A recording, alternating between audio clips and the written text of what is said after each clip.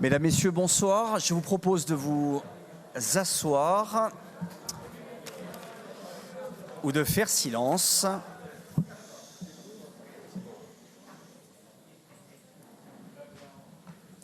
Et je vous souhaite la bienvenue pour ce conseil municipal du 19 décembre, dont le secrétaire de séance sera Monsieur Gouillet.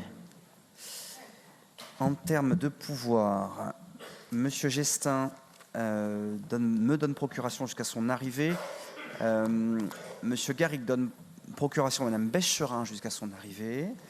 Madame Chabat donne procuration à Madame Castellera jusqu'à son arrivée. Madame Bonoron donne procuration à Monsieur Coldefy.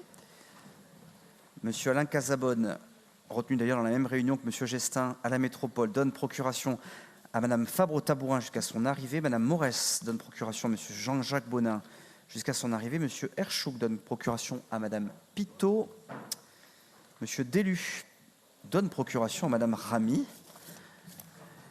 Monsieur Jean donne procuration à Monsieur Pen. Et Monsieur Guérin donne pouvoir à Madame Demarco. Avant de commencer les éléments du conseil municipal, vous informer d'une décision que nous avons dû prendre tout à l'heure. C'est le report de l'ensemble des festivités prévues samedi soir, ainsi que donc du spectacle Momento fait par David Proto et l'équipe de Ruggieri, de mapping en bon français, de projection sur les bâtiments samedi soir, compte tenu de la tempête Fabien qui va s'abattre sur notre département avec des vents violents. Et donc nous avons reporté, nous ne l'avons pas annulé, en espérant que les bulletins météo que nous avons aujourd'hui se confirment. Nous avons reporté l'ensemble des manifestations, y compris la fameuse tartiflette, qui elle ne s'embarrasse pas de vent, lundi au parc Pexoto. Eh bien, comme l'année dernière, je vais ouvrir ce conseil avec les résultats du budget participatif 2019. Avant de vous les donner, il est des chiffres, je crois, dont on peut collectivement être vraiment très satisfait. D'abord, ce budget participatif, c'est la 3e année. Je vous rappelle que la ville de Talence a été la première ville de l'ensemble du très grand sud-ouest à mettre en place ce budget participatif. Et d'ailleurs, n'a jamais demandé aux villes qui l'ont copié depuis de quelconque royalties, voire même autres instances, puisque j'ai vu que le département avait fait son premier budget participatif cette année. 75 projets ont été déposés. À l'issue de la période d'instruction, 34 ont été soumis au vote. D'ailleurs, cette année, nous n'avions aucun projet supérieur à 100 000 €, donc il n'y avait qu'une seule catégorie. Et au bilan, au terme des votes, eh bien, 12 projets sur les 34 qui ont été soumis au vote, 12 vont être récompensés ou ont été récompensés par les Talencais, puisque je vous le rappelle, le budget participatif à Talence n'a aucun élément politique, ni dans son instruction, ni dans son vote. Vous dire que nous avions mis en place un certain nombre de choses, avec notamment le critère d'impact pour le voisinage. Donc 5 projets en avaient fait partie, d'accord. Et puis, vous rappelez que les votes avaient débuté le 5 octobre. Ils se sont étendus jusqu'au 1er décembre. Nous avons eu des votes sous format papier et nous avons eu des votes sous format web. Un chiffre à vous donner. Nous avons eu près de 1400 votes pour ce budget participatif. 1400 votes, c'est plus de 50% par rapport à l'année dernière. C'est quasiment le triple de la première édition du budget participatif, ce qui veut dire que cette mission, ce projet de véritable démocratie participative, prend corps à Talence, prend racine, et on peut, je pense, collectivement être très satisfait. 1400 votes, je pense que c'est vraiment quelque chose auquel on ne pensait pas atteindre au bout de 3 ans. Ça commence à peser. Je voulais vous dire également, puisqu'on parle d'argent public, que nous avons tenu, comme les 2 autres années, à encadrer le dépouillement de ce budget, de tout le sérieux qui nous caractérise à Talence. Et donc voilà, vous dire que nous avons eu, donc sur les 240 ou 238, oui, parce que nous avions eu 238 votes exprimés en papier, que ces votes ont été dépouillés avec les présidents de conseils communaux, notamment Madame Dabadi. Les porteurs de projets étaient présents et il y avait des représentants politiques, puisque j'étais là, ainsi que M. Gestin, M. Larose et M. Guérin. Que pour la partie web ou Internet, vous dire que nous avons une attestation de la part de M. Antoine Gestin, qui n'a aucun lien avec M. François Gestin, mais ça s'écrit pareil, qui nous a transmis un mail sur lequel il nous donne in extenso le résultat des votes. Et donc, le travail de l'administration, à laquelle nous ne pourrons jamais reprocher, en tout cas pas moi, sa complète neutralité, a donc été de cumuler le vote des papiers et le vote web. Et je vous présente donc ce soir le nom des 12 projets. Au bilan, vous savez qu'on avait un élément à 350 000 euros. Je rappelle que Talence avait, dès la première année, décidé de porter de 200 à 350 000 euros son montant de budget participatif. Après le 12e, qui n'était pas un petit projet en termes de montant, puisqu'il s'élevait à 45 000 euros, nous sommes arrivés à 355 000 euros. Et donc, après d'âpres négociations avec l'adjoint aux finances, nous avons décidé donc de porter la somme cette année à 355 634 euros, de manière à ce que, vu que le dernier projet retenu en termes de vote, eh bien, ne puisse pas passer sous les fourches codines. Et donc, on a augmenté de 5 000 euros le budget total. Je vais vous donner à chaque fois le nombre de points. Alors, le nombre de points, vous savez que chacun pouvait voter pour trois projets. Et donc, le classement qui apparaît. Une chose importante à noter, à quelques exceptions près, les résultats Internet comme les résultats papier sont quasiment identiques, tant dans la partie web que dans la partie papier. Alors, voilà ce que je viens de vous dire. Le premier projet en termes de vote a été proposé par M. Stéphane Delgado, il portait le numéro 2, et donc c'est la lutte contre les moustiques tigres, 1396 points, je vous fais grâce, et c'est le projet qui est arrivé premier en termes de vote web et premier en termes de vote papier, 13 500 euros. Le deuxième projet qui était porté et qui est dans la même thématique, mais qui n'avait pas le même porteur de projet, par Madame Laure Hélène, donc pour des larves de moustiques, cette fois-ci, donc c'est à piège, donc 935 points, Madame Laure Hélène, deuxième dans les votes web et deuxième dans les votes papier. Avec 769 points, le troisième projet, c'est la rénovation de l'église Notre-Dame de Talence, donc une belle église en centre-ville pour un budget plus conséquent de 72 500 points. C'est le projet qui est arrivé troisième en web et troisième sous forme papier.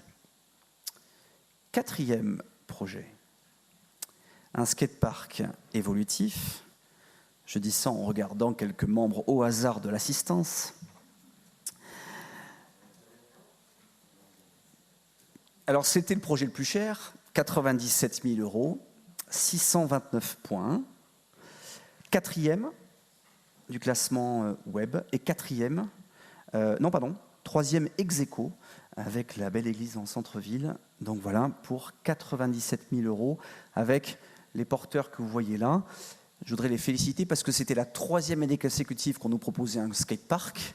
Et c'est donc la première année, et donc la dernière, sur laquelle ce projet a été réalisé.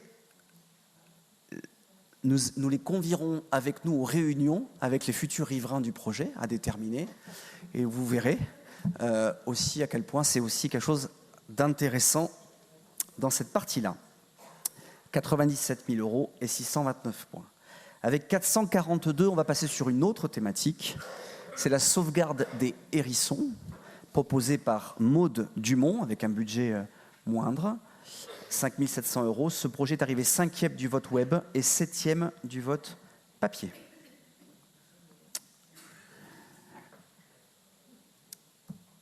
Le projet suivant, c'est un oasis de fraîcheur place Alcala. La place qui est en photo n'étant pas la place Alcala. Ici, donc, avec l'installation de 60 brumisateurs portés par M. Arnaud Delbrel, 50 000 € et 321 points, 8e du classement web et 6e du classement papier. Madame Brigitte Comtois, avec les petits kits de compost d'appartement, donc petits compost pour grandes plantes, 45 000 €, 318 points, 6e du classement web et 15e du classement papier. C'est peut-être un des rares sur lequel il y a eu un écart. Puis, Madame Brigitte Comtois a installé des nichoirs à mésanges contre les chenilles processionnaires. D'ailleurs, les mésanges, on peut aussi également les encourager à manger les moustiques. Du premier projet, donc pour 2 000 € et 313 points. 7e du classement web et 10e du classement papier. Tu t'es vu quand tu fumes et Talence sans mégots, donc c'était les projets 9 et 40, donc de Madame Fernanda Grégoire et Matabéa, 10 000 € et 281 points. Il s'agit d'installer des cendriers supplémentaires dans la ville. Si vous allez à côté du parc Pexoto, vous verrez que nous avons déjà mis en place ces cendriers, d'ailleurs avec un autocollant avec marqué budget participatif dessus. 9e du classement web et 5e du classement papier. Venons-en à un projet qui a déjà été mis en œuvre et qu'on continue à mettre en œuvre. Donc, c'est la mise en place d'Arsois Vélo. C'était les projets 29, 30 et 40. Quand il y avait des projets qui se ressemblaient, il y avait eu donc cette mutualisation, donc portée par M. Chaumeau, Mme Jaffard et Mme Comtois, décidément. 222 points et 5 154 € TTC. L'occasion aussi de remercier l'ensemble du service et la direction générale, les services techniques, le service achat-marché, parce que c'est facile à exposer, c'est beaucoup plus compliqué à étudier la faisabilité. Et donc, et puis en plus, depuis 2 ans, maintenant, on a un budget à exécuter et un budget à préparer. Donc 222 points, 10e du classement web et seulement 26e du classement papier. Décidément, les pucerons auront la vie dure à partir de l'année prochaine. Continuer à avoir la vie dure, parce qu'on fait déjà beaucoup de choses. Donc des coccinelles, cette fois-ci, avec Madame Annabelle Platon, 194 points et 1 400 € prévus. 11e du classement web, 11e du classement papier. Et enfin, le dernier projet à avoir été retenu, avec 181 points, c'est l'installation de pigeonniers contraceptifs avec des pigeons. Donc, c'est un projet qui, je crois, avait été déjà proposé l'année dernière, je crois. Des pigeons de manière responsable avec des pigeonnets contraceptifs proposés par Madame Muriel Desrois. Alors d'abord, merci et bravo à l'ensemble des porteurs qui ont été là. Pour être complètement complet, viennent ensuite, donc il y avait 180 points avec 172 points, le terrain des sports City Stade. Puis, je vais demander aux conseillers municipaux, s'ils le peuvent, de faire un tout petit peu silence. Merci. Terrain des sports, donc multisport City Stade, 172 points. Florissant nos trottoirs, 172 points. L'atelier partagé métaux soudure, 166 points. La végétalisation du bois de Soureille, 155 points. Le poulailler partagé, 146 points. Poubelle au coin, c'est l'installation de poubelle, 145 points. Une aire de jeu pour le quartier nord, 138 points. Le box à vélo individuel partagé, 131 points. Des jeux pour tous les enfants, 124 points. Ici commence la mer, 114 points. Un vélobus talancé, 103 points. Le parc de la Paix, 99 points. Le collecteur de bouchons, 97 points. Une aire de jeu pour chiens, 93 points. La réhabilitation du parc du Colonel Moll, 85 points. Vers un recul de la pollution sonore, 84 points. L'aménagement de la place Pélane, 70 points. L'aménagement du parc Trière, 64 points. Un arbrasson dans la ville, 56 points. Des toiles d'ombrage pour les aires de jeu, 52 points. Une balançoire et une cabane au Clos de l'Aissotte, 42 points. Et enfin, le dernier projet, aménagement espace vert au passage des Tulipes, 31 points. Au total, donc je vous le disais, 1390 votes, 1152 en web et 238 en papier. Merci à toutes et à tous. Je crois qu'il y en a certains qui étaient venus que pour ça et qui surtout ont école demain. Mais vous avez vu le meilleur du conseil municipal, vous inquiétez pas. Après, on est moins d'accord.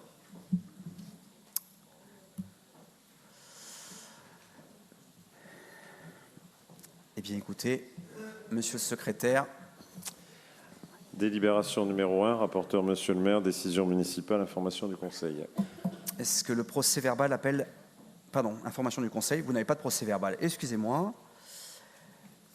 Je vous propose juste, puisque nous reparlerons de la partie LED sur la délibération numéro 13, qu'on regroupe les questions qui pourraient avoir lieu sur cette délibération simultanément avec la délibération municipale pour ne pas avoir à reparler deux fois du même thème. Est-ce qu'il y a des questions ?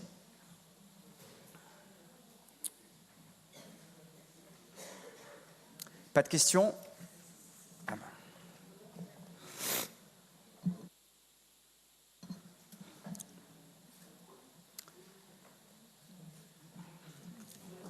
Elles sont toutes claires, hein, mais parfaites. Donc. Madame Grella. Excusez-moi, j'ai recherché c'était sur la délibération numéro 15. Est-ce que vous pourriez nous donner des informations supplémentaires sur les partages pédagogiques ? Alors, ça recouvre, s'il vous plaît. Vous dire, je parle sous le contrôle de Patrick Villéga, bien sûr, que la convention tripartite entre l'école de musique et de danse dans les villes de Gradignan et Mérignac a été passée afin de favoriser les échanges culturels et les partages pédagogiques autour de la musique ancienne et de la musique baroque. Il s'agit de construire une transversalité intercommunale en plaçant les élèves dans un périmètre instrumental et artistique plus étendu. Cela se traduit par des regroupements et des échanges entre élèves particulièrement enrichissants. L'intercommunal, voilà un beau projet. Pas d'autres questions ? Si, monsieur Larose. Bonjour, monsieur le maire. Bonjour.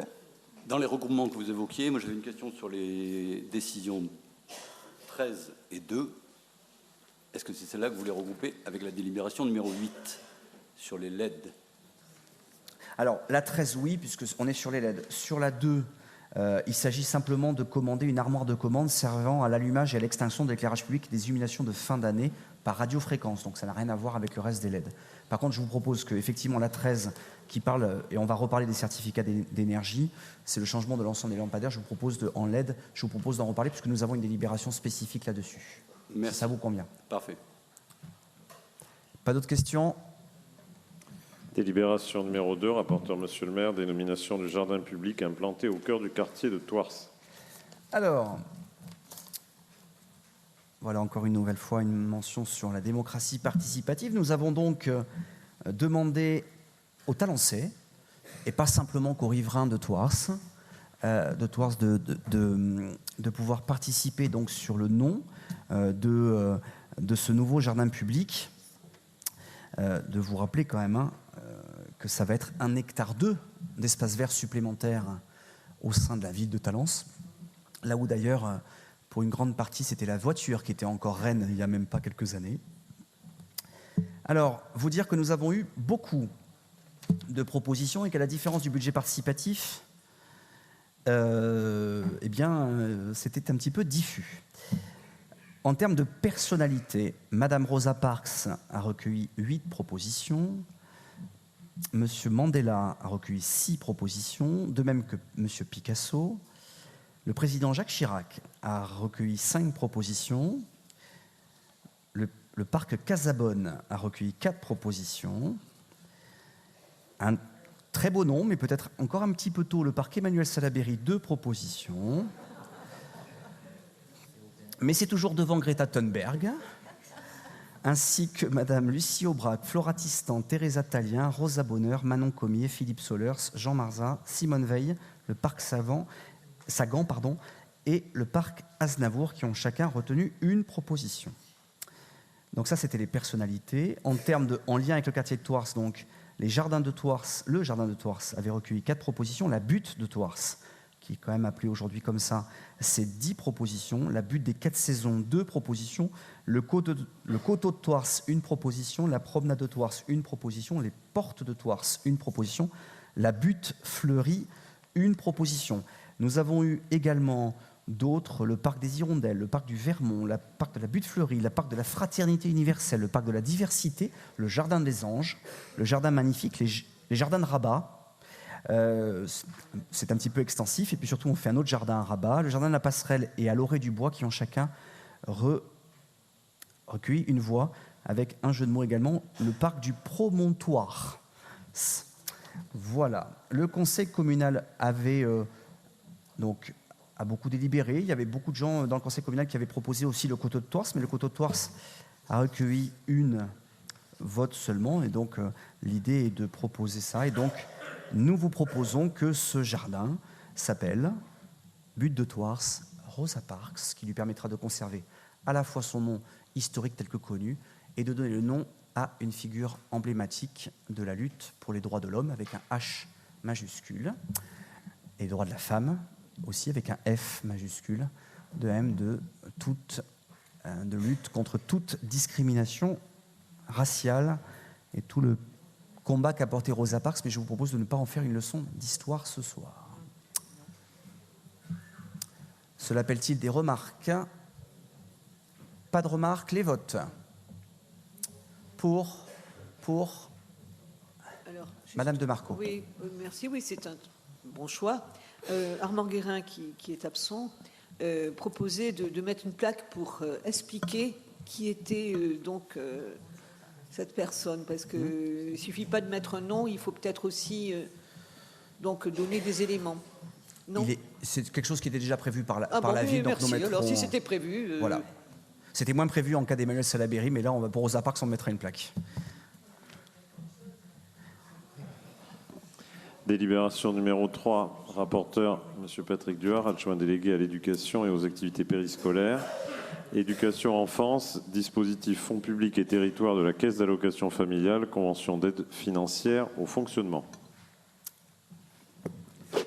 Oui, mes chers collègues, vous savez que nous accueillons dans nos accueils périscolaires et centres de loisirs tous les enfants sans distinction, y compris, lorsque nous sommes sollicités, les enfants porteurs de handicap.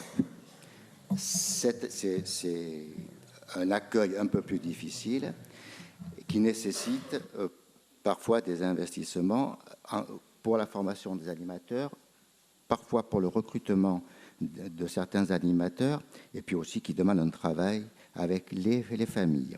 Donc, pour la 2e année consécutive, nous avons sollicité la CAF à travers le fonds. Alors, c'est un fonds qui s'appelle Fonds public et territoire.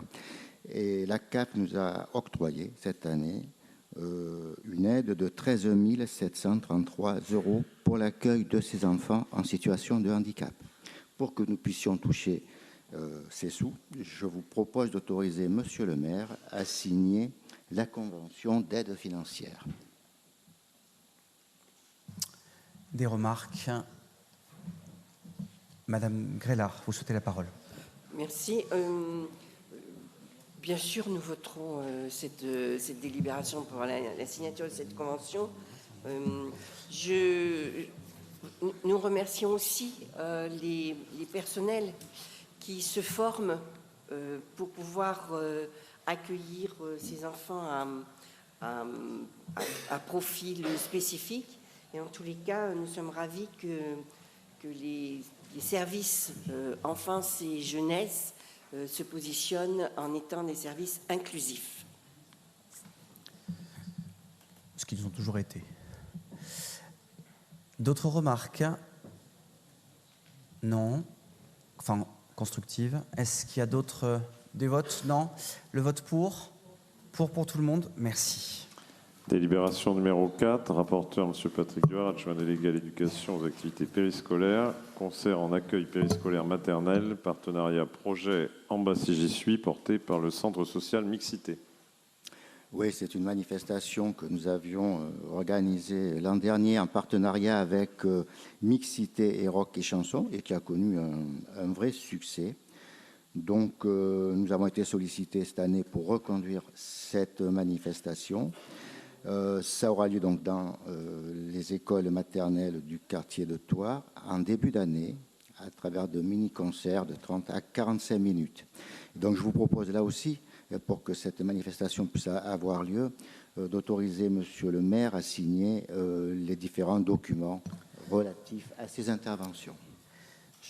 J'abonde dans vos propos, mon cher collègue. Quand on parle de succès, c'est entre 150 et 200 personnes qui ont participé à cet événement gratuit et à destination de l'ensemble des écoles de ces groupes scolaires. Donc c'est une très belle réussite et je félicite les services et l'ensemble des personnes et des bénévoles du centre social aussi et des salariés qui ont mis en place ce très beau partenariat. Madame Zanotti. Oui, effectivement, c'est une très bonne initiative qui a très bien marché. Et pourrait-on envisager de développer cette initiative sur Crespy, dont la configuration des résidences et la mixité des publics se prêtent à ce type d'action d'inclusion par la musique? Je trouve que c'est une excellente idée, Oui, Madame Zanotti. Il faut voir ça avec nos partenaires, mais pourquoi pas, Crespy aujourd'hui Bon, fait je sais débat. que mixité, c'est sur Thouars, mais bon, c'est vrai Oui. que Crespy... Oui, oui. Il y a un centre social qui œuvre sur Crespy oui, aussi, oui, voilà, Bagatelle, avec mais- Bagatelle. Oui, mais il n'y a je- pas Rock Chanson. Je trouve.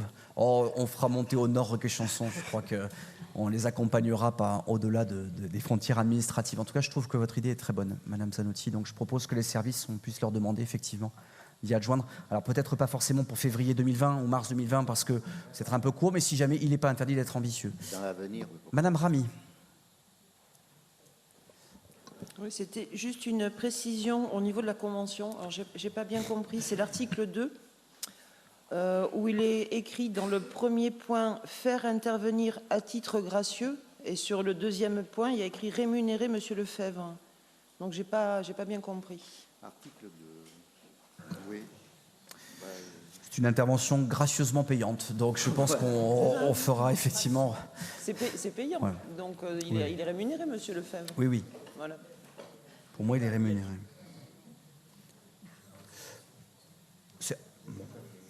On fera préciser. Les votes pour à l'unanimité, le groupe majoritaire. Je vous remercie. Délibération numéro 5, tarif des locations des salles municipales. Rapporteur, monsieur le maire. Oui, parce que M. Gestin, M. Casabonne étant apparemment toujours dans la réunion métropolitaine sur le futur transport en commun et la ligne E, ainsi que l'extension à la ligne B vers Gradignan. Je vais donc vous proposer d'adopter donc cette grille tarifaire qui comprend l'analysation que vous voyez. Donc, c'est-à-dire c'est exactement les mêmes taux que ce qui avait été délibéré pour les salles sportives précédemment, c'est-à-dire une augmentation de 1,95% lorsque c'est faisable, parce que parfois on fait des arrondis, parfois il y a des choses que l'on n'augmente pas non plus pour des raisons pratiques. Et donc, vous dire, voilà, vous avez l'ensemble des tarifs avec une augmentation très très légère. Talence continue justement à proposer ces différentes prestations à un tarif très compétitif, notamment dans la location des salles, de manière à ce que les personnes puissent justement avoir un vrai recours quand elles organisent leur anniversaire, leur mariage au secteur privé. Les votes pour. Alors. Je vais voter pour. Cependant, je trouve qu'on pourrait réfléchir au fait d'arrêter de toujours augmenter. Voilà. Peut-être que ça pourrait être un vrai sujet de réflexion, d'arrêter d'augmenter le coût de la ville. Voilà. Oui. C'est tout. On pourrait toujours réfléchir. Je vous rappelle que dedans, il y a des fluides qui, eux, augmentent beaucoup plus vite que 1,95. Alors, on peut s'opposer à toute hausse de tous les services publics ou parapublics, mais ça, c'est une économie dirigée.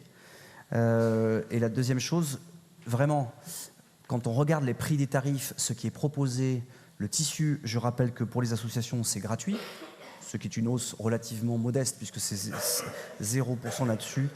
Je trouve que, voilà, et je vais vous dire que je suis personnellement très opposé à ce miroir aux alouettes qui consiste à faire penser que le service public est quelque chose de complètement gratuit et que ça doit être justement qu'il y a une maigre participation. Je rappelle que ça ne couvre absolument pas ce que ça représente. Et en tout cas, ça permet aussi de proposer ce nombre de salles très important. Je suis tout à fait consciente que c'est moins cher qu'ailleurs, mais ce n'est pas parce que les autres font n'importe quoi qu'on doit surenchérir. Et ensuite, si vous voulez, si les salaires suivaient le rythme des augmentations, je serais complètement d'accord. Je vous ai déjà dit... Si vous voulez, il y a quand même un coût de la ville qui devient lourd pour tout le monde.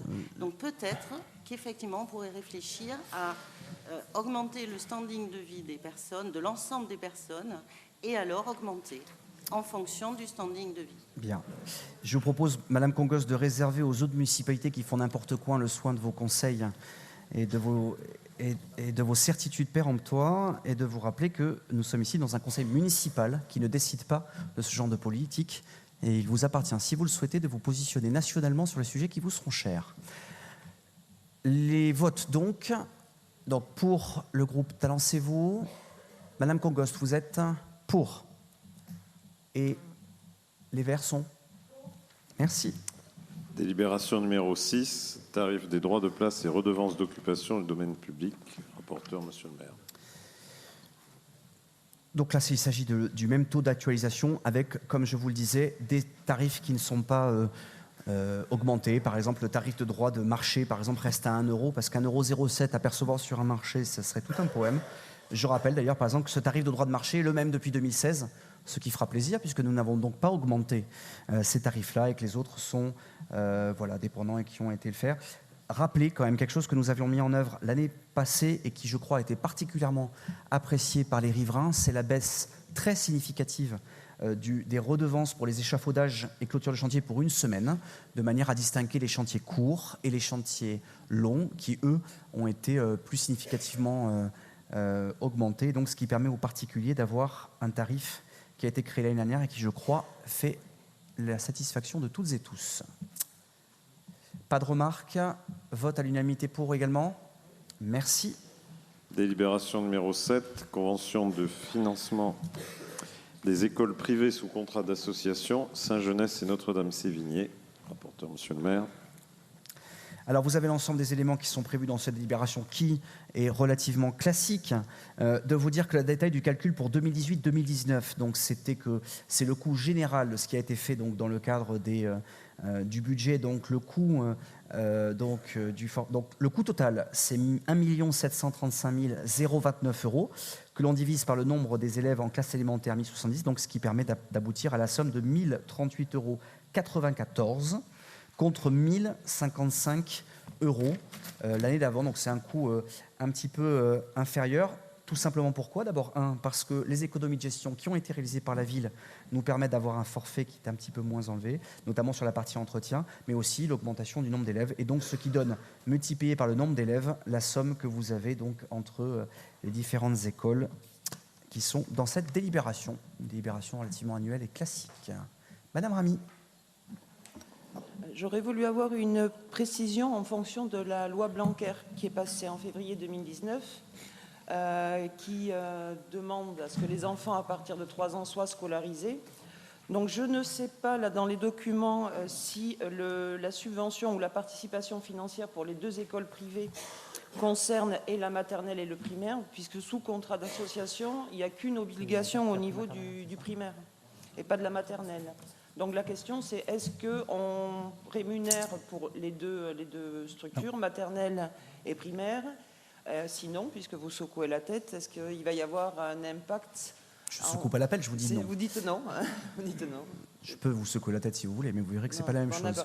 S'il va y avoir un impact au niveau de la scolarisation des maternelles. La loi Blanquer existe, mais pas son décret d'application. Donc là, ce qui vous est proposé, donc les services suivent les décrets d'application de la loi Blanquer. Quand ces décrets d'application seront posés, on appliquera effectivement ces éléments-là pour les maternelles. Faites entièrement confiance aux écoles concernées pour nous ayant rappelé ces mêmes éléments législatifs. Et donc, on aura effectivement cet impact-là. Donc, pour l'instant, ce ne sont que les écoles élémentaires pour répondre à votre question. D'autres remarques ? Non. Les votes. Pour Madame Congost. Pour. Et les Verts. Pour. Très bien. Le groupe majoritaire ? Merci. Délibération numéro 8, passage en LED de l'ensemble du parc d'éclairage public, cession de certificat d'économie d'énergie, autorisation de signer les documents relatifs à la cession.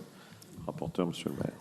Alors, je parlerai puis bien évidemment Madame Fabre-Tabourin qui est aussi à l'origine de ces éléments, ainsi que Monsieur Jean-Jacques Bonin pour la partie énergie là-dessus pourront faire. C'est une belle délibération qui met en place les conditions pour passer en LED tout ou partie de l'éclairage public. De vous rappeler donc dès l'année 2020. Alors donc là c'est les certificats d'énergie avec des choses qui ont été faites. On a vu déjà des occasions d'échanger sur ces certificats d'énergie. Si on devait changer l'ensemble des LED de la ville, eh bien ça représenterait la CAO, puis l'ensemble des éléments ont été préservés puisque ça a été proposé en commission énergie puis en CAO, un coût total d'1,9 million hors taxe.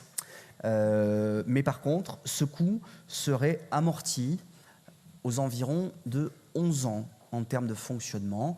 Alors, à savoir qu'on a quand même une variable qui n'est pas neutre, c'est le coût de l'énergie qui, sur 11 ans, peut présenter des volatilités importantes. En tout cas, ce qui est sûr, c'est que ça représenterait une économie, on va dire, de l'ordre de 100 000 euros par an, un peu plus certaines années, dont d'ailleurs la première année, puisque nous avons également des changements là-dessus. Je voudrais vraiment féliciter les services parce que ce sont des éléments qui nous ont été, que l'on a lancés à la rentrée 2019. Ils ont mis en place cet accord cadre. On peut changer tout ou partie. Je rappelle que le talent, c'est 3750 points lumineux. Et donc, il appartiendra donc, pour les éléments de la municipalité actuelle jusqu'au 15 et 22 mars et la suivante, de disposer ou pas de cet accord cadre qui aura été mis en place par la ville et de manière à devenir l'une des premières villes 100% LED et sûrement une des villes de la taille de Talence, en tout cas dans l'agglomération, à être véritablement LED, avec en plus un parc qui est relativement ancien, qui a été renouvelé chaque année, et donc c'est un petit peu compliqué. Donc on a cette possibilité-là. Madame Tabourin, peut-être si vous souhaitez ajouter quelque chose. Non, pas grand-chose. Monsieur le maire, je vais peut-être laisser Monsieur Bonin qui a repris ce dossier. Moi, je me félicite évidemment du travail réalisé par les services. Tout ça est parti d'un état des lieux, c'est-à-dire soit on continuait à entretenir un parc d'éclairage public qui devenait coûteux parce que, pour partie, très ancien. Donc, soit on continuait à investir pour, grosso modo, maintenir des produits pas forcément très qualitatifs, soit on se lançait dans ces calculs. Et c'est vrai qu'on a été assez surpris de voir que notre retour sur investissement opérerait dès la 11e année. Donc, c'est une bonne nouvelle et je me joins à vos félicitations des services qui ont monté ce dossier de façon extrêmement rapide et complète. En liaison d'ailleurs avec les services métropolitains, qui avaient déjà d'ailleurs un projet de mutualisation de la partie éclairage public, et donc en s'assurant bien évidemment qu'un choix de Talence ne serait pas impactant pour les futurs choix de Bordeaux Métropole post-2020, puisque si jamais il y a des modalités de calcul, et donc on a cet élément-là, donc je pense qu'on peut collectivement s'en féliciter et s'en réjouir. Alors, Monsieur Larose, vous vouliez dire quelque chose tout à l'heure sur la délibération ?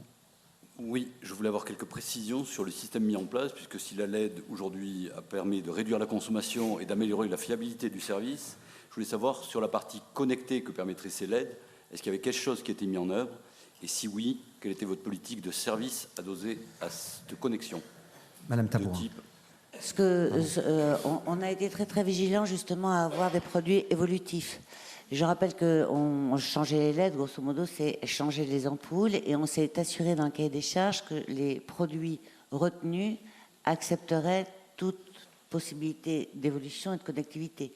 On pense en effet à l'éclairage à la demande, quand les gens avancent, etc., etc. Donc on a intégré ça dès notre première réunion dans le cahier des charges. Maintenant, on ne va pas présumer de l'avenir. Quid du fait que l'éclairage public reste complètement de compétence municipale ou non. On s'en est inquiété dès le départ et évidemment, en fonction de l'évolution de cette compétence, nous le prendrons en compte dans notre parc. D'accord. Ça veut dire qu'aujourd'hui, le boîtier Xylos, qui est sur la délibération numéro 4, ne permet pas du tout d'adapter l'éclairage sur des quartiers, par exemple, des zones identifiées comme sensibles, et qui pourraient aujourd'hui être déjà bénéficier d'un éclairage nocturne.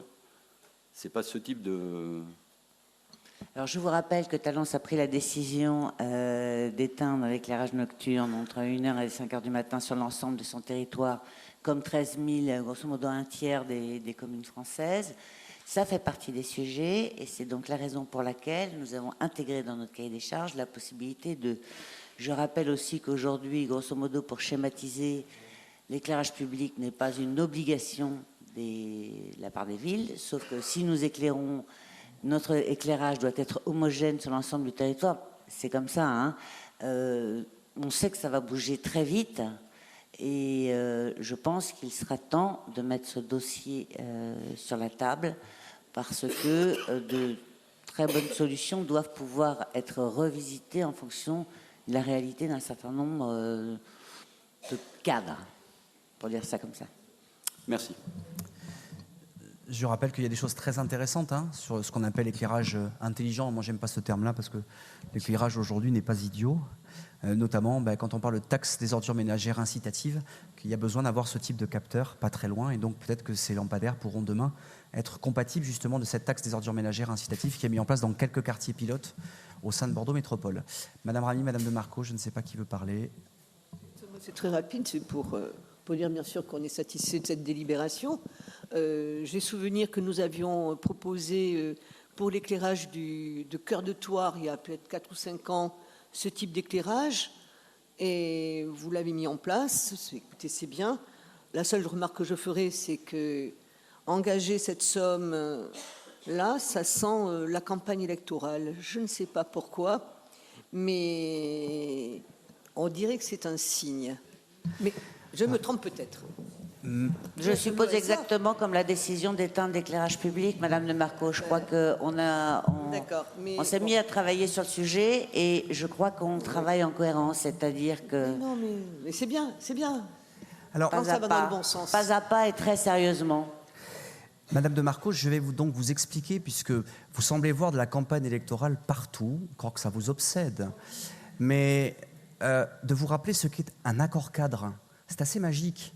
C'est un accord cadre qui prévoit juste des prix. Et que si vous avez compris dans cette délibération-là que nous engageons le passage en LED, c'est que vous l'avez mal lu, ou alors que vous confondez, ou alors que vous vous servez de ça pour faire un appel électoral. En l'occurrence, c'est un accord cadre qui permet juste de pouvoir le faire.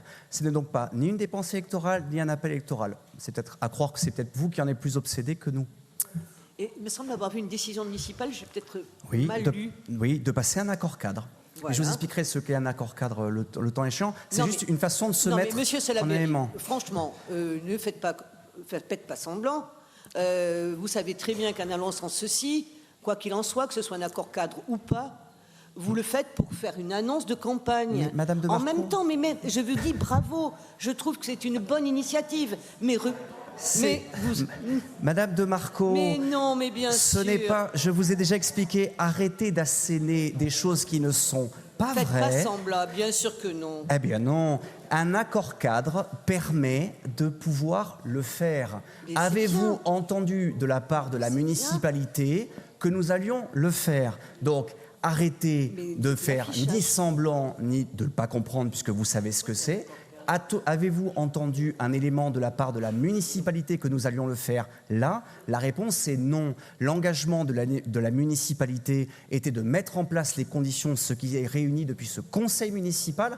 Après, il appartiendra à qui de droit de pouvoir le faire. Et je trouve franchement relativement décevant, alors qu'on a eu des échanges, ma foi, fort cordiaux sur 5 ans et quelques, que vous attachiez à toute décision pour pouvoir y voir un élément électoral. Encore une fois, je fais partie de ceux qui pensent que nous sommes élus, Madame de Marco, pour 6 ans et qu'il ne nous appartient pas d'interrompre notre mandat 3 mois avant pour s'y perdre pour des contingences électorales, voire électoralistes, quand je vois ce type de remarques. Non.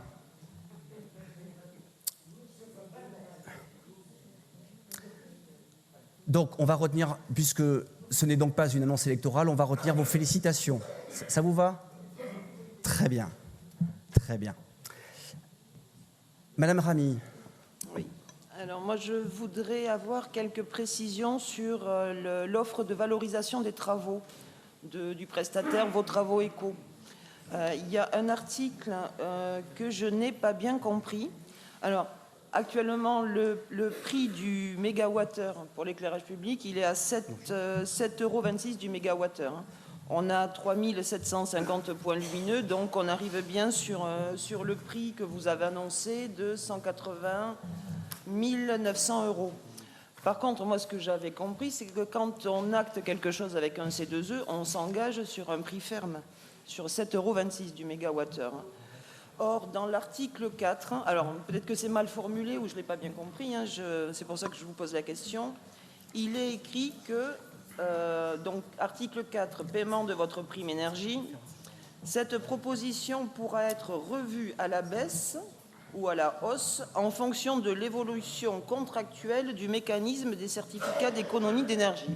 Donc la question que je vous pose, est-ce que ça veut dire qu'au final, au bout d'un an, puisque l'on s'engage sur un an, donc même accord cadre ou pas accord cadre, la proposition tiendra si les travaux et le changement des LED sont faits d'ici un an, et au terme des travaux, on restera toujours sur le 7,26 € du mégawattheure, ou est-ce que ça va être fluctuant jusqu'à la fin de l'année, qu'on prendra le dernier coup dans un an?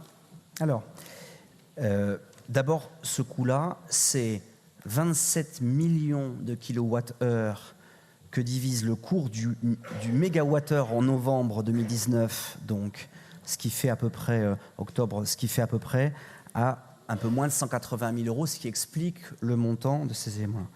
Dans tous les certificats, et c'est pareil pour tout le monde, il est parfaitement logique qu'une entreprise, enfin en tout cas c'est les certificats d'énergie, s'engage pour une période donnée d'un an. D'ailleurs, c'est un élément d'engagement que vous trouvez sur tous les marchés. Les marchés, on vient de valider il y a quelques jours l'avant-projet sommaire de la piscine, on est sur tout à fait autre chose. On a des prix qui sont valables un an, puisque les conditions de variation des indices, auxquelles d'ailleurs les fluctuations énergétiques sont particulièrement soumises, ne permettent pas aux opérateurs, quels qu'ils soient d'ailleurs, puisqu'ils sont tous les mêmes éléments, de s'engager auprès d'un an. Ça veut dire concrètement, mais encore une fois, il y a deux choses différentes. Il y a le certificat d'énergie, il y a l'accord cadre. L'accord cadre, c'est se mettre d'accord sur un prix d'installation, etc. Le certificat d'énergie, là, c'est l'objet de cette décision-là. L'accord cadre, c'était une décision municipale, c'est celle que l'on a vue tout à l'heure et pour laquelle je vous ai proposé de tout regrouper. Vous avez en fait tout simplement cet élément-là qui est valable un an et vous avez une clause de variation qui est proposée par l'ensemble des opérateurs pour pouvoir se couvrir au-delà de la première année, ce qui est parfaitement logique puisque les cours de l'énergie, s'ils devaient prendre 20%, enfin le prix du mégawattheure ou descendre de 20%, c'est parfaitement logique qu'on ait des opérateurs qui cherchent à se couvrir contre ce risque de volatilité. Bien sûr. Oui. Alors, enfin, le coût du C2E, il n'est pas forcément lié au coût de l'énergie. Hein, c'est des fiches qui tombent. Donc, la 4e période C2E est allongée d'un an, donc c'est très bien, on peut en profiter. Donc, la fiche qui correspond au point d'éclairage que vous comptez remplacer existe sur un an encore. Donc, si j'ai bien compris, je reprends. Hein, oui. Ça veut dire que ce 7,26 €, chiffre que vous avez annoncé tout à l'heure, c'est le chiffre qui va être tenu et sur lequel vous aurez la prime énergie, le prime chèque, au bout d'un an. 7,26 €, c'était le prix de novembre. Oui, mais non. Alors, le cours d'octobre, c'est 6,72 €. Vous voyez que déjà, de octobre à novembre, on a une volatilité des prix qui est quand même relativement importante. Hein. 54 centimes, donc ça fait près de 10% de variation d'éléments.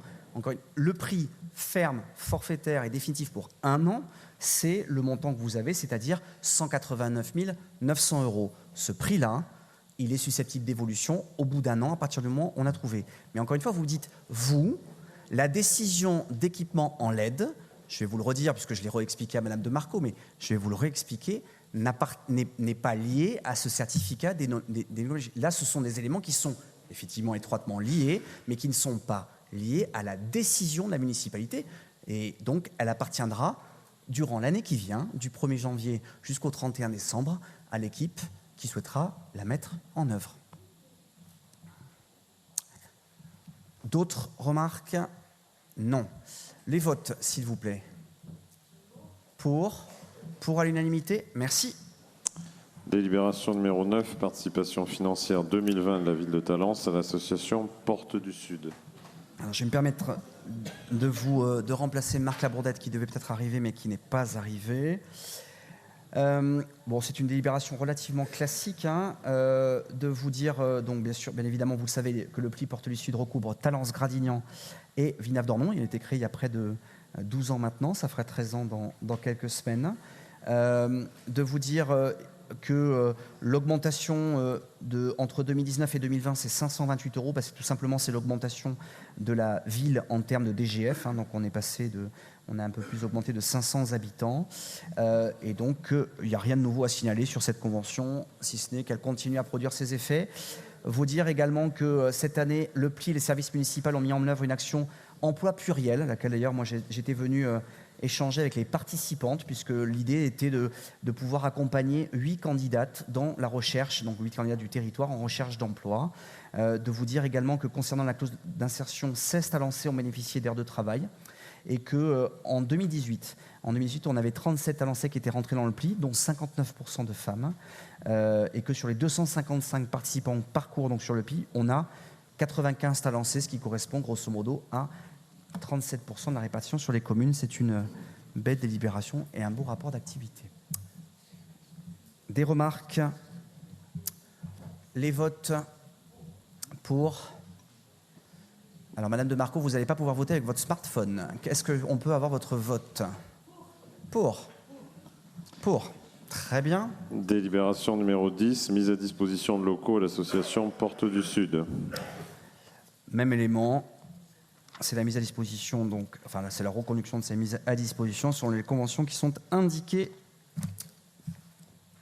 Les votes pour. Vous allez voir que nous allons arriver à un conseil municipal avec 100% de délibération à l'unanimité. Mon Dieu. Délibération numéro 11, Chambre de commerce et d'industrie Bordeaux-Gironde, partenariat avec la ville de Talence, convention pour l'année 2020. Alors en fait, c'est un partenariat expérimental donc, avec la CCIB pour soutenir ces commerces. Donc la CCIB d'ailleurs s'occupera de toute la partie administrative, ce qui permet de ramener à zéro le coût de formation pour nos commerçants. L'idée en fait, c'est de proposer donc la mallette du dirigeant, donc prise en charge à 100% pour les entreprises individuelles, avec pour mission donc la mise en place de formations qualitatives, adaptées et localisées aux besoins des commerçants et participer au développement des compétences des commerçants de la ville de Talence, notamment en matière de numérique, de technique des ventes et de marketing. C'est une initiative, c'est expérimental, et donc on verra au bout d'un an, effectivement, ce que donne, si jamais ça a été concluant, et si ça a permis de sauvegarder et de former ces femmes et ces hommes qui prennent un risque, qui et tiennent leur commerce et leurs entreprises à bout de bras dans un contexte quand même difficile depuis d'un an. Et je trouve que c'est une belle initiative pour justement les accompagner, et ce sans frais. Madame Grélard. Oui, monsieur le maire, nous voterons pour. J'aurais aimé qu'on ait peut-être des éléments de l'évaluation, parce qu'il s'agit d'une expérimentation. Les éléments de l'évaluation de cette expérimentation, lorsqu'elle sera achevée. Il n'y a rien dans la convention. Est-ce que c'est sous une forme... voilà. Alors, cette convention ayant une durée d'1 an, ça veut dire que dans cette hypothèse, elle sera reconduite ou pas, ou en tout cas proposée ou pas l'année prochaine, date à date, j'allais dire, pour faire, on va dire, du 1er janvier 2021 jusqu'au 31 décembre. Et on peut légitimement penser, comme on l'a toujours fait, on vient de le faire pour le pli Porte du Sud, que ça sera accompagné, bien évidemment, d'une évaluation objective. Alors en sachant que toute première expérience est forcément toujours un peu un saut dans l'inconnu. Peut-être qu'il faudra laisser le temps à cette action s'enraciner pour notre tissu. En tout cas, je serais intéressée à avoir non seulement l'évaluation, mais les critères retenus et la méthodologie. Voilà. C'est toujours intéressant pour objectiver les expérimentations. Je vous remercie. Les votes. Alors, pour... Il faut que Mme Rami donne un pouvoir quand même, non? Non? Non, je demandais si Mme Rami devait donner son pouvoir, parce qu'elle a déjà le pouvoir de monsieur d'élu. Ça va faire beaucoup de suivre. Pour? Très bien. Rapporteur Mme Laetitia Pitot, adjointe déléguée aux ressources humaines et à la qualité de vie au travail. Délibération numéro 12, reconduction d'un poste de technicien. Bonsoir mes chers collègues. Effectivement, comme le dit son titre, il s'agit tout simplement de la prolongation d'un poste de technicien qui est au sein de nos services depuis le mois de décembre 2018. Et donc il s'agit ici de le prolonger toujours dans les mêmes conditions de rémunération et mêmes conditions de travail. Une technicienne même. Madame Zanotti. Oui. Chaque fois dans ces propositions-là sur les postes, c'est des DDD avec une superbe phrase au vu des compétences spécifiques pour ce poste et de l'absence de candidats fonctionnaires, etc. etc. On l'écrit. Je vous assure qu'on ne l'écrit pas avec ce ton-là. Hein. Je vous assure. Hein. C'est un beau copier-coller. Donc, ça veut dire qu'on privilégiait quand même régulièrement les CDD. Bon, je peux le comprendre, mais est-ce que vous ouvrez au personnel des CDD la possibilité de se former et éventuellement de passer des concours avec la difficulté pour devenir des fonctionnaires? Alors je vais redire de nouveau la même chose que j'ai pu le dire à de nombreuses reprises. Lorsque on ouvre une offre d'emploi au sein de notre collectivité, nous recevons différentes candidatures, des fonctionnaires, des agents de droit privé, et on ne valorise pas ou le fonctionnaire ou l'agent de droit privé, on valorise une compétence. S'il s'agit de l'agent de droit privé, ce qu'on dit dès l'entretien avec l'agent, c'est que nous sommes favorables à ce qu'il passe les concours pour devenir fonctionnaire. Ce n'est pas un choix de la collectivité de faire appel qu'à des contractuels, même si c'est une politique plus nationale aujourd'hui. Ce n'est pas le choix de la collectivité, si c'est votre question. Et que, encore une fois, la ville adorerait trouver des titulaires, des statutaires sur ces postes-là. Malheureusement, c'est un métier, comme d'autres, en tension et sur lequel les conditions de recrutement ne sont pas faciles. Et donc, c'est ce choix-là. La philosophie a toujours été d'avoir une collectivité avec des statutaires. Malheureusement, il faut aussi s'adapter au marché du travail. Alors, les votes. Je ne vous entends pas. Pour. Merci. Délibération numéro 13, convention de partenariat, séance de régulation. Il s'agit ici donc de renouveler ce partenariat. En 20 mois d'action, la psychologue a effectué 168 heures de régulation pour la ville. Et le constat qui est fait, c'est que les agents se saisissent pleinement de cet espace et de cet espace de régulation, que ce soit des rendez-vous pris à leur propre initiative ou sur le conseil d'un supérieur ou d'un collègue. Ils mettent en réflexion leur conscience professionnelle et leur attachement au service public. Et on essaye ici de faire en sorte que les agents se sentent bien au sein de notre collectivité. De signaler, je pense, une petite coquille. Ce n'est pas 2017 qu'il faut dire, mais 2019 dans la délibération, puisque ça avait été au titre des années 2016 et 2019, et pas 2017. Mais vous l'aviez sûrement remarqué. Les votes pour. Délibération numéro 14. Réévaluation de la rémunération d'un agent contractuel. Rapporteur, Madame Pitot. Donc cet agent a fait des remplacements ponctuels en 2015 puis en 2017. Il s'agit ici de reconnaître le travail réalisé au sein de notre collectivité et donc de lui attribuer une majoration de points d'indice et donc une revalorisation de sa rémunération. Au sein donc de ce service éducation. Des remarques, des questions? Les votes pour, à l'unanimité, le groupe majoritaire? Merci. Délibération numéro 15, création d'un poste d'assistant de direction. Rapporteur, Madame Pitot. Où il s'agit d'un poste au sein du service des ressources humaines. Donc là, effectivement, c'est de nouveau un contractuel.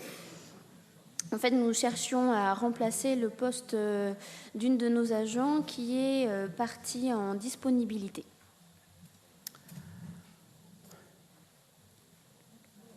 Madame de Marco. Donc, écoutez, je profite de cette délibération pour réitérer une demande que l'on fait régulièrement. Et Armand Guérin l'a fait par mail avant le conseil municipal pour demander l'organigramme, par exemple, de la municipalité, organigramme que nous n'avons pas, toujours pas, depuis 5 ans. Peut-être qu'à la fin du mandat, nous aurons l'organigramme. On se demande si c'est un secret défense ou si c'est quelque chose qui peut être communiqué. Si vous voulez, un jour, on parlera de secret défense ensemble. Juste vous dire que monsieur Armand Guérin a ces éléments depuis tout à l'heure. Donc, vous voyez, vous n'avez même pas besoin... Mais monsieur Armand Guérin, comme vous le savez, peut-être hospitalisé actuellement, donc il n'a pas pu nous les fournir. Je ne le savais pas et j'espère qu'il aura un prompt rétablissement. Juste que mais monsieur... vous pouvez Madame de Marco, je peux aller... Oui, je pourrais répondre, mais si vous me coupez la parole, je ne peux pas. Je vais donc vous dire que monsieur Armand Guérin pose entre chaque conseil municipal à peu près une quinzaine de questions auxquelles, toutes très pertinentes, mais qui obligent les services à chaque fois. Donc, il ne s'agit pas juste de secret défense, il s'agit juste de dépiler en fait, en fur et à mesure des choses. Et donc monsieur Guérin a demandé ces éléments-là, il les a obtenus, et j'espère surtout... Et je lui souhaite, et je pense qu'on peut tous lui souhaiter collectivement, un prompt rétablissement. Mais M. Guérin demande ceci au nom de nous 3. Donc vous pouvez peut-être répondre à nous 3 également, puisqu'il nous fait copie. Sachant que ceci, nous le demandons régulièrement, et qu'à ce jour, nous n'avons pas eu. Alors, je suis ravie d'apprendre que M. Guérin aurait connaissance de ces éléments. Sachez qu'il vaut mieux demander ceci au préalable de la séance du conseil municipal plutôt que d'intervenir en conseil municipal pour demander et poser les questions que M. Guérin pose à notre nom. Mais M. Guérin demande un organigramme nominatif des 800 agents de la collectivité. Donc vous comprenez que... Au moins, comment c'est organisé. Pardon, Madame de Marco, je veux bien que vous disiez non, mais quand les services me disent ce qu'ils demandent, soit vous ne croyez pas les services, que vous ne croyez pas moi à la rigueur, mais il demande un organigramme nominatif des 800 personnes. Il lui a été donné pour le service des ressources humaines. Il n'y a donc pas de secret défense. Et puis, après tout, ça nous permet d'échanger aussi en conseil municipal. Voyons les choses positivement. Soyons positifs. Donc, toujours. Je suis ravie. Toujours. On n'aura que l'organigramme de ressources humaines. C'est un début à tout. Il a eu aujourd'hui l'organigramme de tous les services. Très bien. Et donc on attend dès lundi prochain ces prochaines 15 questions sur le reste du mandature et on y répondra avec la plus grande des célérités, les services avec. Je rappelle que c'est pas le maire qui répond à ces questions, ce sont les services qui ont aussi d'autres choses à gérer. Et donc je fais aussi la défense, par exemple, du service des ressources humaines, qui a un organigramme qui évolue beaucoup, qui a été très occupé et qui est très occupé, et que donc ils essaient d'y rétablir. Ce n'est là ni un secret défense, juste une question de gestion des priorités. Voilà. On est désolé de s'intéresser au fonctionnement de la municipalité. Peut-être qu'il valait mieux ne rien demander. Mais vous pourriez saluer notre travail, notre intérêt. Décidément, Madame de Marco, cette mue trimestrielle me laisse pensif. Je n'avais pas vu la précédente, mais cette mue et ces sous-entendus me laissent vraiment pensif. En tout cas, ne voyez pas donc dans l'action des services une quelconque action politique, puisque par définition, les fonctionnaires sont neutres et donc répondent aux conseillers municipaux avec la même célérité. Voilà, jusque quand on a 15 questions par mois, comme ce que m'ont indiqué les services, ils y répondent par ordre de priorité, sauf si jamais, voilà. Et les services qui me parlent dans mon oreillette me disent que M. Guérin les a remerciés. Donc vous voyez qu'il doit être particulièrement content. Et si jamais ce n'était pas le cas, vous pourrez nous le dire. Vous voyez, il est plus satisfait que vous. Donc vous profitez de cette délibération pour poser une question qui n'a rien à voir, mais est-ce qu'on peut avoir vos votes, s'il vous plaît? Pour? Vous dites non et vous dites pour, c'est pas facile à comprendre. Délibération numéro 16, création de postes aux tableaux effectifs au 1er décembre 2019. Rapporteur Madame Pitot. Oui, ces créations de postes sont effectuées au sein de l'école de musique et de danse. Il s'agit de modifier le tableau en supprimant des postes à temps complet pour des postes à temps non complet afin de permettre la nomination de lauréats au concours d'assistants territoriaux d'enseignement artistique principal 2e classe. Et de saluer tout le travail qui a été fait au sein de l'EMMD, justement pour lisser et donc prendre en compte les effets de la réforme avec des effets et des faits générateurs tout au long de l'année pour le 1er décembre, 1er janvier et le 1er septembre par ordre d'obtention. Les votes donc pour Madame Congost. Vous êtes pour. Merci. Délibération numéro 17, réévaluation de la rémunération des contractuels de catégorie A. Rapporteur, Madame Pitot. Oui, cette revalorisation, j'arrive pas à parler. Cette revalorisation de la rémunération des agents doit être envisagée au bout de 3 ans. L'ancienne revalorisation date de janvier 2017. Il est donc venu de revaloriser ce contractuel de catégorie A. L'ancienne rémunération était de 3 252,55 € brut et la nouvelle rémunération passe à 3 416,56 € brut. Ce qui devrait satisfaire Madame Congost et ce qui prouve bien que la mairie, elle, participe à l'augmentation du pouvoir d'achat de ses contractuels et de ses salariés. Voyez-vous ? Voyez ? À étendre à la ville, ben oui, c'est la ville dont on parle. Ah. Je croyais avoir vos félicitations, mais j'y reviendrai. Alors, les votes pour Madame Congost, pour Mesdames les Vertes. Alors, on a perdu les Verts. Madame Rami, pourriez-vous nous faire l'honneur de votre vote, s'il vous plaît? Merci.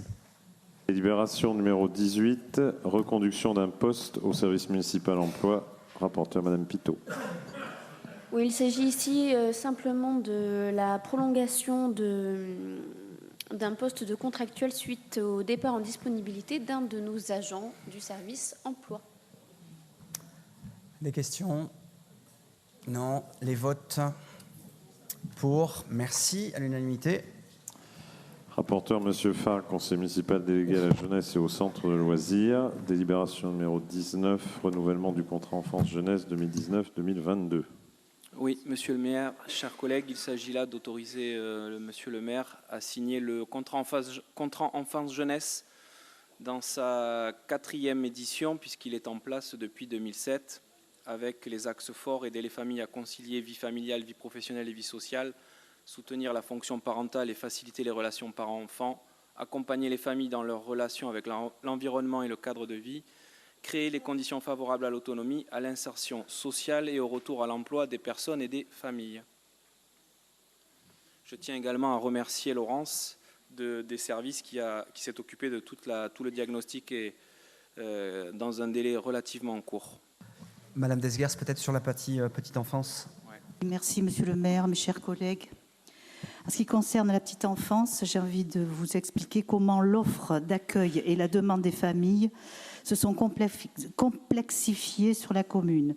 La conjonction de plusieurs facteurs dont le développement simultané des services privés, la baisse du nombre d'enfants de 0 à 3 ans, l'augmentation des familles monoparentales ainsi que des demandes très diversifiées selon les quartiers de la commune rendent plus difficile une réponse adéquate aux besoins des parents.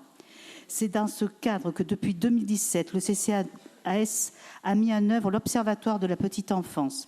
Cet observatoire est un outil de diagnostic et de veille permanent. C'est aussi un outil d'aide à la décision pour définir la politique petite enfance de la ville.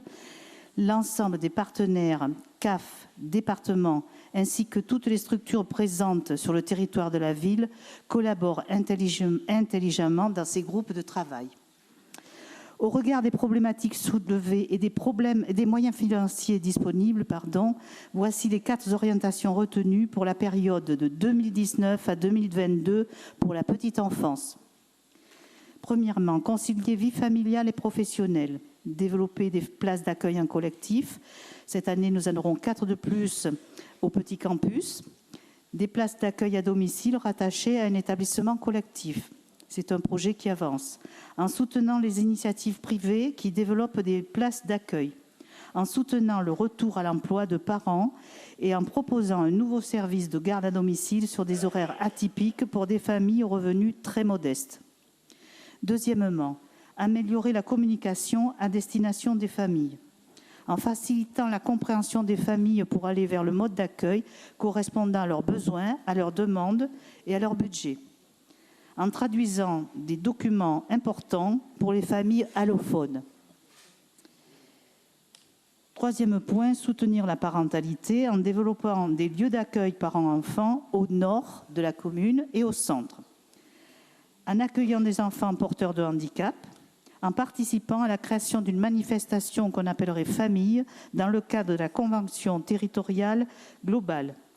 Quatrièmement, maintenir et développer le niveau des connaissances des professionnels, puisque souvent ce sont des femmes. Je crois qu'on a 2 hommes qui interviennent auprès de jeunes enfants, seulement à Talence, avec entre autres participation de toutes les équipes ou presque aux 8 journées de formation dispensées par l'Institut Petite Enfance de Boris Cyrulnik, c'est-à-dire de 2019 à 2022.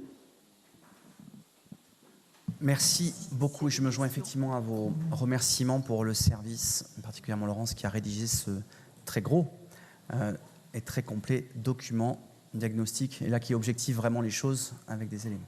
Y a-t-il des prises de parole? Madame Zanotti. Oui, effectivement, une remarque très positive, remerciements sur la qualité de l'annexe et le contenu fort détaillé. Alors j'ai quelques questions sur la délibération et puis sur l'annexe. Alors sur la délibération, a-t-on analysé le pourquoi de la diminution significative des assistantes maternelles en fonction? C'est écrit dans la délibération et c'est quand même très important de savoir... Je peux répondre, monsieur le maire? Bien sûr. Est-ce qu'il s'agit des assistantes maternelles que l'on appelle les parents employeurs, c'est-à-dire assistantes maternelles privées ou assistantes maternelles du CCAS? Non, des parents employeurs. Parents employeurs, eh ben, on ne peut pas, sinon que de les soutenir, notamment par la formation, de les accueillir dans le cadre du RAP, de les soutenir dans leur démarche. Mais il y a des assistantes maternelles qui quittent la ville de Talence, qui vont acheter une maison, soit à Bègles, soit en dehors de la communauté urbaine. Et c'est parce qu'elles partent? Il y en a qui partent, oui. Non, mais parce que vous avez marqué quand même dans le diagnostic, c'est une diminution significative. Donc, c'est pour ça que je vous posais la question. Non, je n'ai pas compris. Une mission? Non, une diminution. Une diminution. Il y a une diminution significative, mais il y a aussi une baisse significative des enfants de moins de 3 ans. Oui. Donc il n'y avait pas de besoin.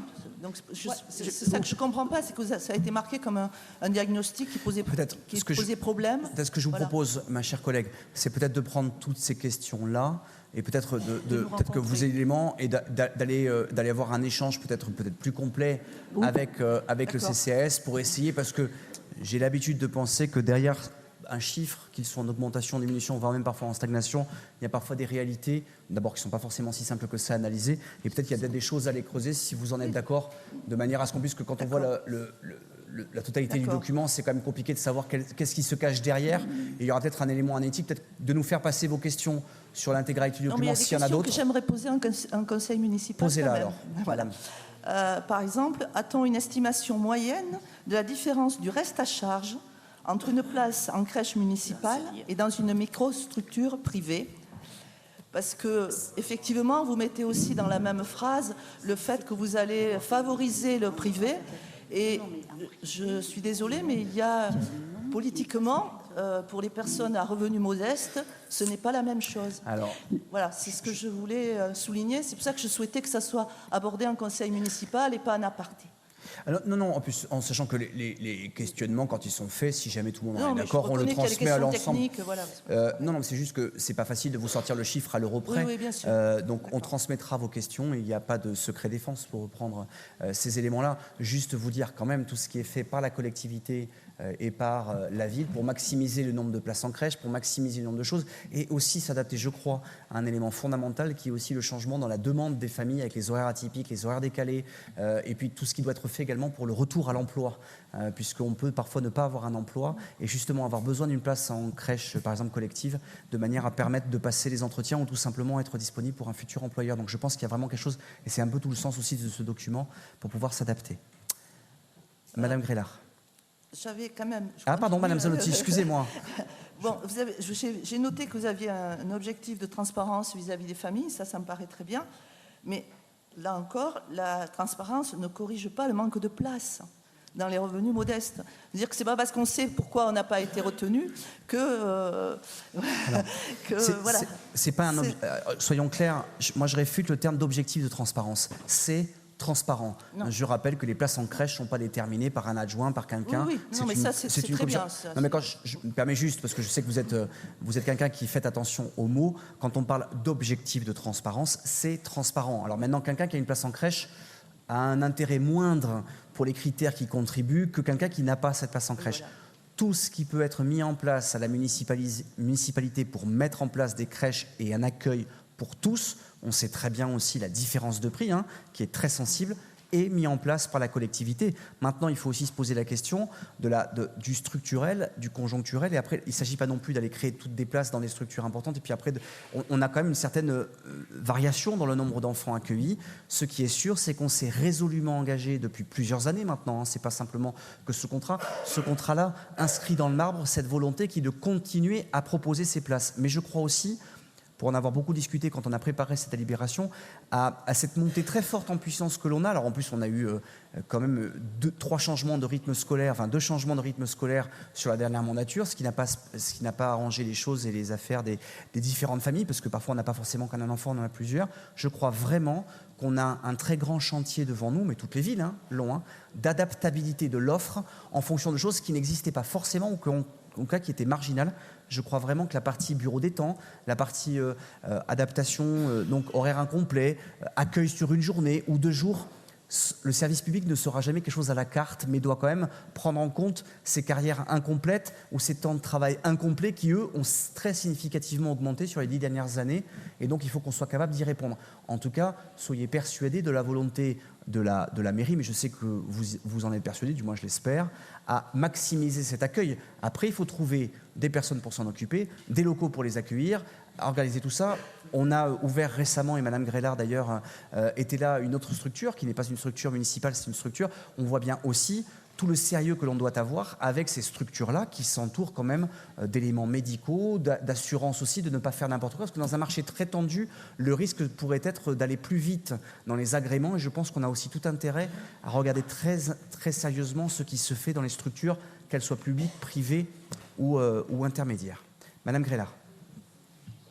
Oui, monsieur le maire, effectivement, puisque les agréments, comme vous le soulignez, sont une des prérogatives du conseil départemental, et l'accompagnement de la PMI est très fort sur la ville de Talence, que ce soit pour les structures municipales ou les structures privées.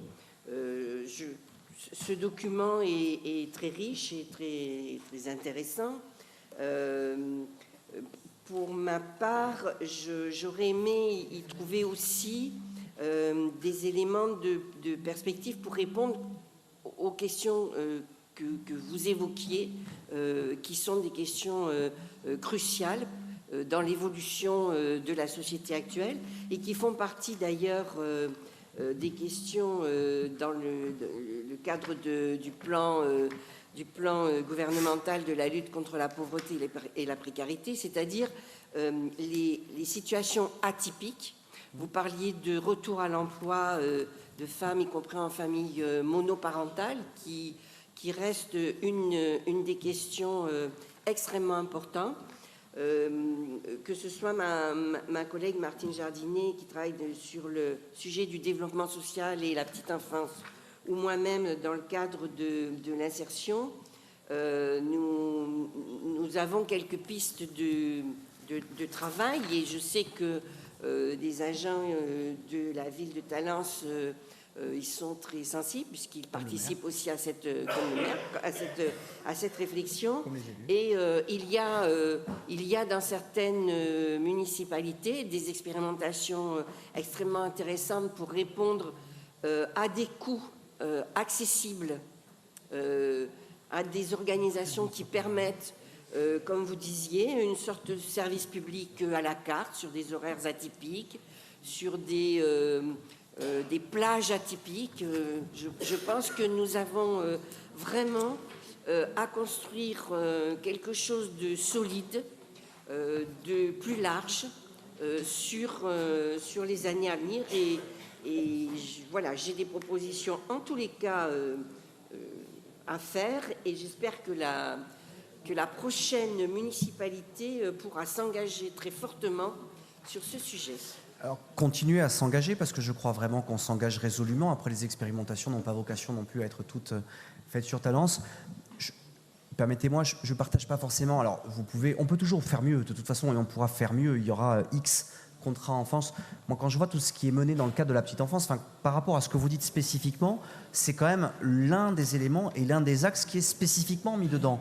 Monsieur Fargue, tout à l'heure, a proposé des choses. Les activités hors les murs par rapport à la jeunesse, on est sur les publics les plus éloignés. On est là, par contre, sur un champ pleinement expérimental, qui n'est pas dans la petite enfance, qui est sur la jeunesse, mais sur laquelle on s'engage aussi pleinement par rapport à ça. Après, un document comme ça n'a pas vocation non plus à servir de plan guide exhaustif. Il indique juste des grands objectifs, je pense qu'on se rejoindra sur les objectifs, en tout cas je l'espère, et qui permettent quand même aussi de voir l'effort très significatif, financièrement parlant, qui est mis en place par la ville, justement pour maximiser ces éléments-là, parce qu'on sait très bien que, par définition, ces services publics-là sont subventionnés par les collectivités locales, et pas simplement que par la ville, par l'ensemble des collectivités locales sur le territoire, et je crois qu'on a tout à gagner, mais on est vraiment un territoire d'expériment. Il y a plein de choses qui sont faites, et moi je fais entièrement confiance aux équipes, notamment de notre CCS, pour continuer à nous proposer des choses. Et voilà. Et puis en plus, en partant du fait que les expérimentations, pour moi, doivent toujours se poser la question de l'intérêt sur le territoire dont elles occupent. Je crois que les réalités, vous parlez de votre collègue de Madame Jardinet, je crois qu'une réalité vinavaise n'est pas forcément celle... Je parlais de réalité, n'est pas forcément celle. Nous, par exemple, on a des éléments fondamentaux. Par exemple, en matière de transport, il nous est proposé des choses par rapport à le fait de se dire qu'on n'a pas tout à fait les mêmes capacités d'adaptation selon qu'on ait un transport lourd ou pas. En tout cas, moi, je vous rejoins parfaitement dans ce que vous demandez.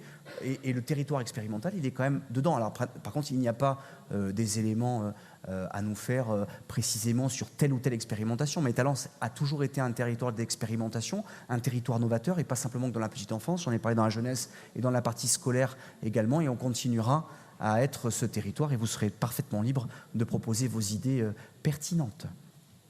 Je pense qu'il y a une confusion. Je parlais de la position de Mme Jardinet en tant que vice-présidente du département, en charge de la petite enfance et du développement social.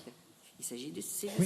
Oui, mais il n'est pas fait interdiction à un conseil départemental de faire des expérimentations au-delà de son champ d'éléments. C'est juste que j'essaie de vous expliquer comme quoi, à mon avis, une réalité vinavaise n'est parfois pas forcément celle d'une réalité talençaise. Le tissu n'est pas forcément le même partout. C'est pas sur Vinave. Je parlais pas de. J'ai compris que vous ne parlez pas de Vinave. Je dis juste que je prenais cet élément-là pour dire que les expérimentations ne doivent pas être faites partout. Madame de Marco.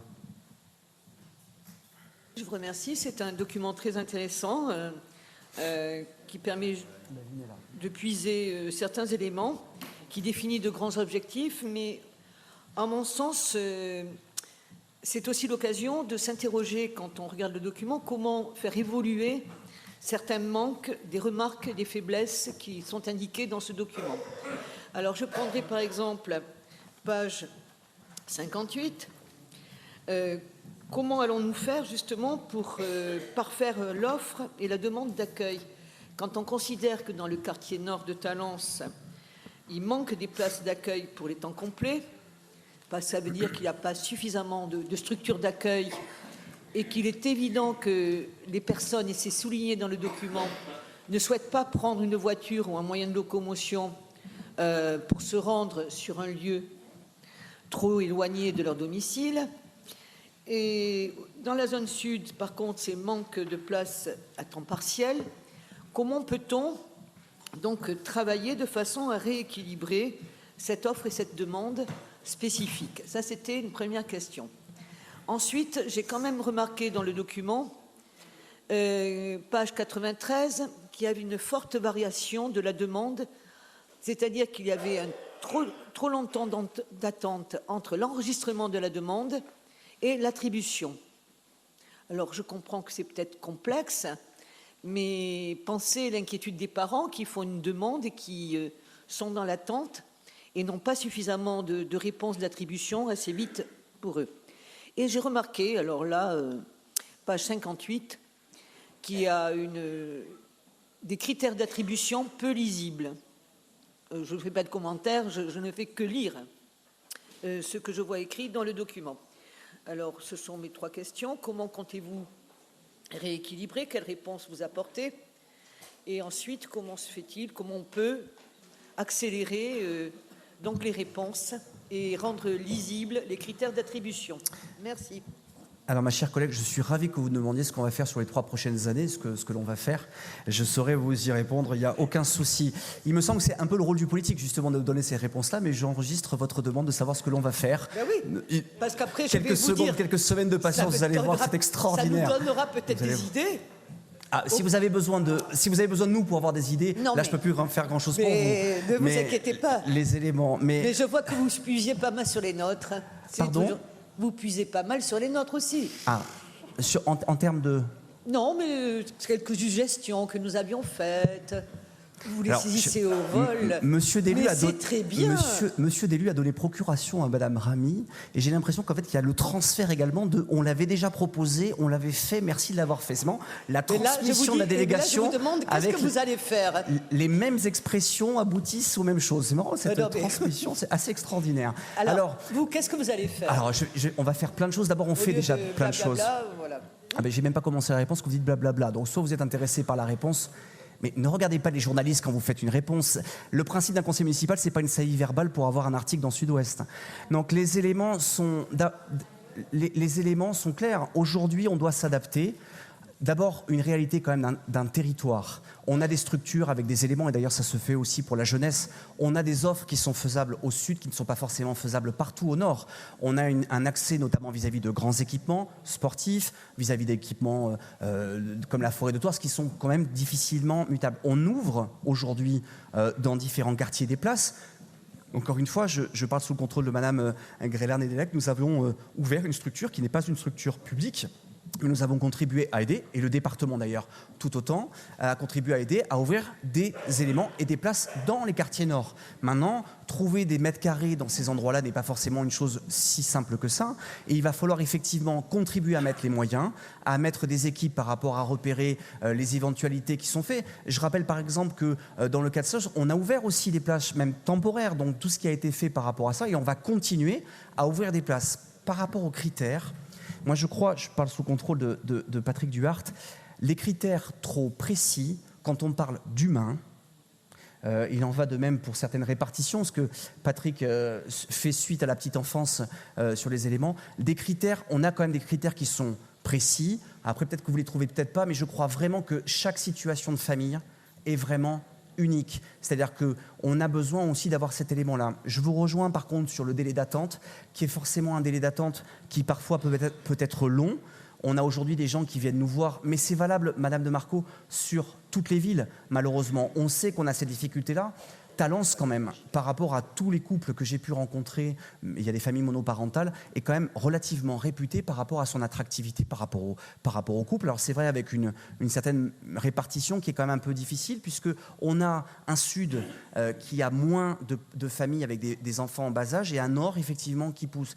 Et je crois aussi, au bout d'un moment, que sur un territoire de 8 km², on n'a pas la taille de Pessac non plus. C'est-à-dire que même si on n'accepte pas, on a envie d'aller tous dans une structure de crèche en vélo, à pied.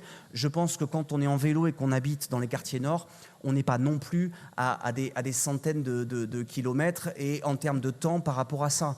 Il faut aussi être conscient que la mixité sociale permet aussi justement de rassembler des jeunes issus de toutes les conditions. Et moi, je refuse aussi qu'on aille commencer à dire les enfants du Sud vont dans les structures du Sud, les enfants du Nord vont aux structures du Nord. On ne sait pas ce qu'on va faire des enfants du Centre d'ailleurs, mais des éléments. Donc je pense qu'il faut qu'on puisse avoir cette mixité. Et vous me dites, qu'est-ce que vous allez faire? continuer, amplifier et donner des moyens à ce service-là, en ayant conscience aussi qu'il faut aussi que l'on s'adapte et que l'on aide des structures. Je pense qu'on est en train aujourd'hui sur Talence de créer vraiment un service. Alors, j'aime pas trop le terme à la carte, parce que c'est vrai que le service public à la carte, adapté, je préfère, parce qu'à la carte, je pense qu'on ne doit pas consommer du service public, on doit essayer par contre de s'adapter, et je crois vraiment que c'est quelque chose qui est reconnu, avec aussi un coût. Quand on propose à des familles un accueil incomplet, on accueille aussi moins de monde que si on accordait des places à temps complet, ce qui est souvent demandé, mais c'est aussi une question politique, mais on ne peut pas non plus suivre des objectifs différents. Voilà une toute petite partie de ce qu'on va faire, mais je vous assure que vous aurez l'occasion de voir tout ce qui sera fait prochainement. Je comprends votre impatience, mais soyez patients, je vous assure que ça va venir. Ne vous inquiétez pas. D'autres remarques ?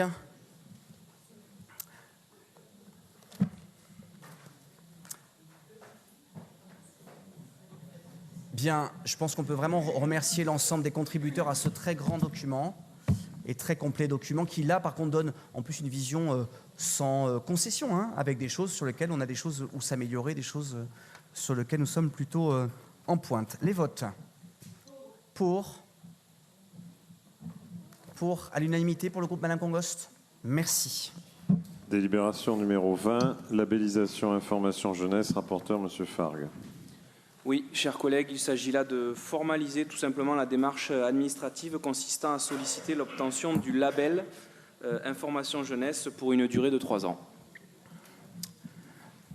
Cela appelle-t-il des questions, cette labellisation? Non. Les votes. Pour. Écoutez, 20 délibérations. Juste, je suis obligé de ne pas participer au vote de cette délibération puisque je suis membre de la commission qui délivre le label information jeunesse. Et donc je suis tenu à la neutralité, mais je suivrai avec beaucoup d'attention la candidature talençaise. Je vous en remercie. Nous aurons donc un conseil municipal de 20 délibérations à l'unanimité, moins une participation au vote, mais pour des raisons qu'on pourra comprendre. Je pense qu'on peut s'en féliciter. Et de vous donner rendez-vous pour le prochain conseil municipal, en vous souhaitant par avance d'excellentes fêtes de fin d'année, le jeudi 16 janvier 2020 à 18h. Jeudi 16 janvier, je vous remercie. La séance est levée.